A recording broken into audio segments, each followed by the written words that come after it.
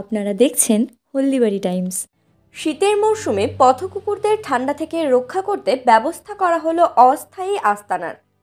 হলদিবাড়ি শহরে এমনই অভিনব উদ্যোগ নিতে দেখা গেল একদল পশুপ্রেমীকে। বৃহস্পতিবার শহরের বিভিন্ন প্রান্তে বাঁশের খুঁটি দিয়ে পলিথিন ঘিরে ও খড় দিয়ে সাজিয়ে ঘর তৈরি করে উপহার দেওয়া হয় অসহায় পথকুকুরদের।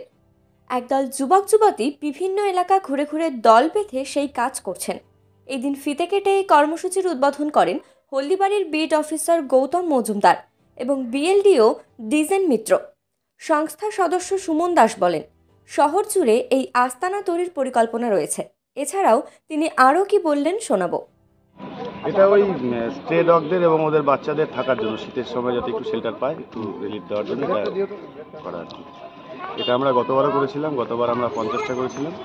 এবছরও আজকের থেকে শুরু করলাম, কাজ চলতে থাকবে। আগামী 31 তারিখ অবধি 50, 60, 70টা যে কটা হবে আমরা